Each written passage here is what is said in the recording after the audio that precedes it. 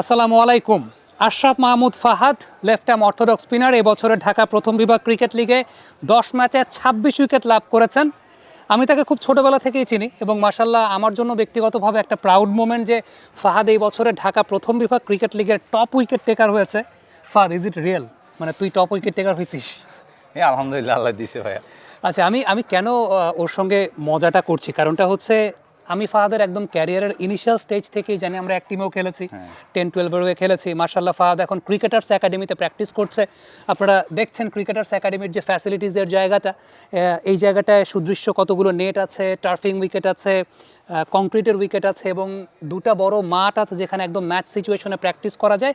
এই ছেলেটা কিন্তু ক্রিকেটার্স একাডেমিতে এই মুহূর্তে প্র্যাকটিস করছে, নিজেদের ক্যারিয়ারটাকে অনেক বেশি মাত্রায় পলিশ করার চেষ্টা করছে। এই বছর ফাহাদ উত্তরা ক্রিকেট ক্লাবের হয়ে ঢাকা প্রথম বিভাগ ক্রিকেট লিগ খেলেছে। ফাহাদ, যখন ইনিশিয়ালি লিগটা শুরু হলো, টিম পাওয়ার ক্ষেত্রেও একটা হিস্ট্রি আছে, সেটা আমরা পরে আসছি, বা টুর্নামেন্ট শুরুর আগে কি এরকম কোনো লক্ষ্য ছিল বা নিজের মনে থেকে এরকম কোনো তাগিদের জায়গা ছিল যে আমি টপ উইকেট টেকার হব? আসলে স্বপ্নের জায়গায় থাকে আলাদা, ঠিক আছে। আমি চিন্তা করছিলাম, আগে থেকে চিন্তা করে একটা স্বপ্ন বুনেছিলাম নিজের মনে যে লিগে টপ উইকেট টেকার হবো, অথচ সেটা আমি ওই বাস্তবতা প্রমাণ করতে পারি না হয়তো সুযোগের কারণে। ফার্স্ট ডিভিশন খেলছি 2-3 বছর, অথচ ম্যাচ পাই নাই। ওই টিমের একটা ব্যাপার ছিল। তো আফটার অল আল্লাহর রহমতে উত্তরা ক্রিকেট ক্লাব আমাকে নিছে, দেন এটা বাস্তবায়ন করতে পারছে আর কি। একটু জানতে চাইবো যে আমাদের এই যে অপরচুনিটি পাওয়া না পাওয়ার যে জায়গাটা, এটার জন্য তো অনেক ক্রিকেটার ক্রিকেট খেলা ছেড়েও দেয়। যেটা হয় যে প্র্যাকটিস করছে সারা বছর কিন্তু টিম পাচ্ছে না, টিম পাওয়া হচ্ছে না, প্র্যাকটিস করছে, আলটিমেটলি অনেক ক্রিকেটারকে ক্রিকেট ক্যারিয়ার ছেড়ে দিতে হয়। সব কিছু মিলিয়ে ফাহাদের কাছে কি এটা মনে হয় কিনা যে আমাদের দেশে এই লেভেলের ক্রিকেটারদের জন্য আসলে ক্রিকেট খেলার অপরচুনিটি খুব কম, যে ফাহাদ এবার হাইয়েস্ট উইকেট টেকার হলো, কিন্তু হোয়াটস নেক্সট একটা অনিশ্চয়তা থেকে যায় কিনা আসলে? ভাইয়া, সত্যি কথা বলতে আমার নিজের সাথে এটা হয়েছিল। যদি এই বছর আমি হাইস্ট উইকেট টেকার নাও হইলেও অন্তত একটা বেটার পারফর্ম যদি না করতাম, আমি হয়তো ফ্যামিলির বড় ছেলে, আমার একটা দায়িত্ব আছে। আব্বু স্ট্রোক করছিল কয়েক মাস আগে। সো আমার হয়তো বিদেশ পাড়ি জমানোর একটা অপশান ছিল, কারণ স্বাভাবিক বিষয় আমার 2টা ভাই আছে, ওদেরও দেখাশোনার একটা ব্যাপার আছে। তো সব মিলে আমিও একদম বাস্তবতার মুখোমুখি হয়ে গেছিলাম আর কি। তো আল্লাহ দিছে আলহামদুলিল্লাহ, এতটুকুই। এই জায়গাটা থেকে দর্শক, আমার ব্যক্তিগত জায়গা থেকে সবসময় দাবি যেটা বাংলাদেশ ক্রিকেট বোর্ডের প্রতি থাকে, বা সবসময় যে দাবিটা আমি করি, সেটা হচ্ছে যে এই লেভেলের ক্রিকেটার যারা ঢাকা লিগে পারফর্ম করছে, সত্যি কথা বলতে ফাহাদ যে কথাটা বললো যে ও এখন ওর ক্যারিয়ারটাকে নিয়ে নতুন করে চিন্তা ভাবনা করা শুরু করেছে, কিন্তু হোয়াটস নেক্সট সেটা নিয়ে প্রশ্নটা আসে। আন্ডার 23 একটা লিগের ব্যাপারে আমরা অনেকদিন ধরে কথা বলছি। আই উইশ সেই লিগটা হবে, সেই লিগে ফাহাদ সুযোগ পাবে, কোনো একটা দলের হয়ে খেলবে। এনসিএল সামনে আছে, ফার্স্ট ডিভিশন ক্রিকেট লিগের হাইয়েস্ট উইকেট টেকার, যদিও খুব বেশি আমাদের দেশে আসলে মূল্যায়ন করা হয় না first division, second division, third division ক্রিকেটকে। আই উইশ সেখানেও একটা সুযোগের জায়গা। সবচেয়ে ইম্পর্টেন্ট ব্যাপার এইচপি। ফাহাদ, বয়স আছে তো নিশ্চয়ই এইচপি? হ্যাঁ, এইচপি যে সেগমেন্টটা, সেখানে আসলে এইজ লেভেলের ক্রিকেটাররাই সুযোগটা ম্যাক্সিমাম ক্ষেত্রে পায়। আমি বাংলাদেশ ক্রিকেট বোর্ডকে রিকোয়েস্ট করব সেই জায়গাটাতে যে ফার্স্ট ডিভিশন ক্রিকেট লিগের টপ উইকেট টেকার 26টা উইকেট নিয়েছে, এইচপিতে যাতে অন্তত সুযোগটা ফাহাদের আসে নিজেকে আরও পলিশ করার জন্য। ফাহাদ, অবশ্যই সেই এক্সপেকটেশনটা তো আছে যে এইচপি টিমে সুযোগ আসবে, কিংবা এনসিএল সামনে আছে সেখানেও সুযোগ আসবে, সেই এক্সপেকটেশনটা তো করতেই পারি আমরা, তাই না? অবশ্যই এক্সপেকটেশন তো সবারই থাকে, আর একটা ভালো জায়গায় নিজেকে রিপ্রেজেন্ট করার ইচ্ছা থাকে সবার। যেহেতু আমার 26টা উইকেট হয়েছে, আর ক্ষুধাটা যেহেতু আরও বাড়ছে, আমি যে কোনো জায়গায় গিয়ে এখন নিজেকে বিলিভ করতে পারি যে আমি পারবো ইনশাল্লাহ। তো জিনিসটাই কাজে লাগাতে চাই যেখানে সুযোগ পাই। আর এবার টিম পাওয়ার ব্যাপারটা একটু জানতে চাই। আমি তো জানি, আমি পুরো প্রক্রিয়াটা জানি যে কিভাবে কি হয়, যেহেতু উই আর ভেরি ক্লোজ। আমরা একদম বললাম তো, ফাহাদ আজকে যে লেভেলে ক্রিকেট খেলছে মাশাল্লাহ, আরও 4-5 বছর আগে ফাহাদ যে লেভেলে ছিল, আমরা একই সঙ্গে খেলেছি, অনেক প্র্যাকটিস ম্যাচ খেলেছি ঢাকা শহরে। এবছর টিম পাওয়ার ক্ষেত্রে ব্যাপারটা কেমন ছিল একটু শুনি। টিম পাওয়ার ক্ষেত্রে হচ্ছে আমার টিম ছিল না। ফার্স্ট ডিভিশন কী খেলবো, কোন লিগ খেলবো কিছু জানতাম না, আর কোনো টিম এভাবে কথা হয় নাই। আর ফার্স্ট ডিভিশন নিয়ে অনেক এই ক্যাজাল গেছে একটা, আপনিও জানেন। সো আসছে এখানে আমার রিজনাল খেলতে গেছি চিটাগং, তখন আমার সাথে সাইফুদ্দিন ভাইয়ের সাথে দেখা হয়, আমাদের ফেনীরই। তো উনি আমার বলিং দেখে উনি ভালো লাগছে, উনি বলছে যে তুই আমার একাডেমিতে চলে যা, ওখানে বেটার কিছু করতে পারবি। তো উনি আমার সবচেয়ে বেশি হেল্প করছে হচ্ছে ওনার ভর্তি হইতে, সব কিছু উনি করছে এখানে একাডেমিতে। তো এখানে আসছে সুজন স্যারের সাথে দেখা হয়েছে। সুজন স্যার আমার প্র্যাকটিস ম্যাচগুলো দেখছে, ওখানে উনি দেখে দেন যেদিন দলবদল হবে উনি আমারে আমি নিজেও জানতাম না কোন টিমে, উনি আমার আসে বলছে তুই মিরপুরে যায় দল বদল করে আয়।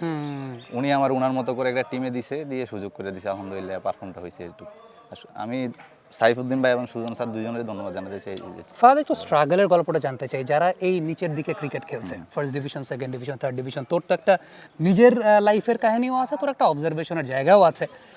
একটু দর্শকরা যারা আসলে বোঝে না বা জানে না, এই লেভেলের ক্রিকেট সম্পর্কে খুব বেশি আইডিয়া নাই, আসলে কি কাজটা খুব কঠিন? কারণ ক্রিকেটটা একটা এক্সপেন্সিভ খেলা, ক্রিকেটের নিজের প্রতি ইনভেস্টমেন্টের জায়গা আছে, এরকম জায়গায় প্র্যাকটিস ফ্যাসিলিটি সবার সেই সুযোগটা আসলে আসে না, সবাই হয়তো বা ইকোনমিক্যালি এফোর্ডও করতে পারে না। আবার দেখা যায় ম্যাচ খেলার একটা সংকটের জায়গা। এই পুরো জার্নিটা আসলে কেমন মনে হয়? বাংলাদেশে কি কাজটা আসলে খুব সহজ একটা ক্রিকেটারের জন্য? আসলে ঢাকা শহরে একটা নিজের পরিবার ছেড়ে এসে ঢাকা শহরে আপনার একটা ছেলে নিজেকে রেখে একটা প্র্যাকটিস ফ্যাসিলিটিস নিয়ে প্র্যাকটিস করে ম্যাচ খেলে, ঠিক আছে, তার ফুডিং ব্যবস্থা ঠিক রেখে সব কিছু ঠিক রেখে অনেক কষ্ট হয়ে যায়। কারণ আমরা যে লিগটা খেলি না, আমাদের পকেটে অত টাকা আসেও না পুরো বছর আমার নিজেদের ক্যারি করার জন্য। এর বাইরে তো ফ্যামিলি আছেই, তো বাকিটা হচ্ছে ধরেন একটা ক্রিকেটের থাকে, পারফর্মের একটা চিন্তা থাকে, তো সুযোগটা আসলে ওই পরিমাণে না থাকাতে প্লেয়াররা একটু স্ট্রাগল করে বেশি আর কি। বাবা, এত এনার্জি কই পাও? এই পাওয়ার চুমুকে অ্যাকশন। ম্যাচ খেলার কথা যদি বলি, যে ধর তুই এবার ফার্স্ট ডিভিশন লিগ খেললি, আগামী 6-7 মাসে, 1 বছরের মতো তো আর কম্পিটিটিভ ক্রিকেট নাই। আন্ডার 23 হবে কি হবে না সেটা তো আমরা জানি না, বাট এই যে ম্যাচ খেলার সুযোগটা যে নাই, এই সময়টাতে নিজেদেরকে আসলে মোটিভেটেড কিভাবে রাখিস তোরা?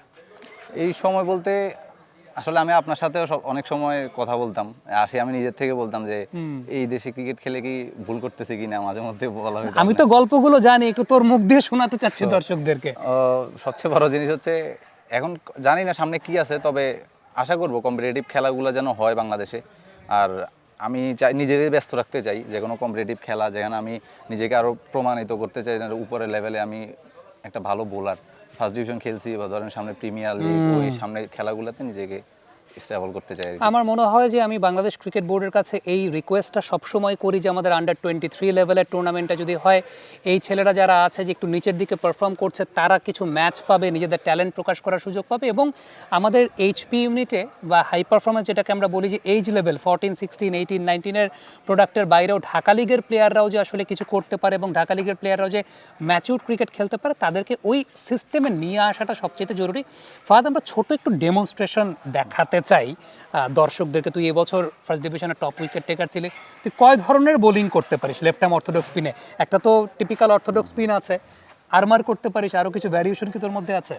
ভেরিয়েশন বলতে নর্মালি আমাদের এই বাংলাদেশে অন্তত আমি বিশ্বাস করি বা নিজের বোলিংটার উপর আমি জাস্ট ফেস ভেরিয়েশনটা করি, ফেস ভেরিয়েশন, তারপরে আপনার সিচুয়েশন অনুযায়ী আর্মার, ঠিক আছে, আপনার ধরেন যে ওই যে মোমেন্টে যে বোলিংটা করা লাগে ওই এটা করলে আল্লাহর রহমতে সাকসেস হবে। আচ্ছা, আমি একটু বল নেই, আমি ব্যাটিং করব, তুই একটু ক্যামেরাতে বলে বলে বল করবি যে এখন তুই এই বলটা করতে চাচ্ছিস, এরপরে তুই এই বলটা করতে চাচ্ছিস, দেন আমরা একটু ডেমনস্ট্রেশন দেখতে চাই, আমার দর্শকদেরকে একটু দেখাতে চাই। সো ফাদার বল এই মুহূর্তে ফেস করবে এবং ও কোন কোন ধরনের বল করবে ও ক্যামেরাতে বলবে, আফটার দ্যাট ও বোলিংগুলো করবে। এটা নর্মালি মনে করেন যে স্পিনই করবো, টিপিক্যাল আমার যে স্পিন থাকে ওইটাই করতেছি।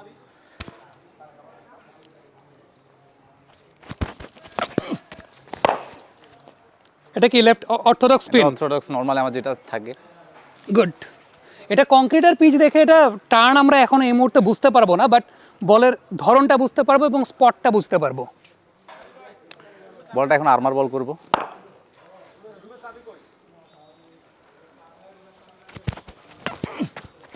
গুড, ভালো ঢুকছে এটা। এখন টপ স্পিনটা ট্রাই করব, যেটা বেনিফিট পাবো টপ স্পিনটা।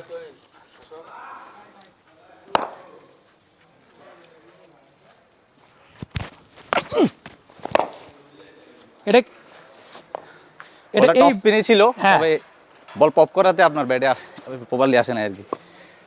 গুড। সো ফাদার ভ্যারিয়েশনের জায়গাগুলো আমরা দেখলাম, এটা কংক্রিটের পিচের মধ্যে জায়গাটাতে হয়তো বা দর্শকরা ওইভাবে অতটা বুঝতে পারবে না, বাট আমি যতটুকু ফাহাদকে এখন পর্যন্ত দেখেছি, অনেকগুলো ম্যাচ ওর সাথে আমি খেলেছি, ফাহাদের সবচেয়ে ইম্পর্টেন্ট যে বিষয়টা আমার কাছে মনে হয় যে পেস ভ্যারিয়েশনের জায়গাটা, কখনো কখনো ফাহাদ এত জোরে বল করে।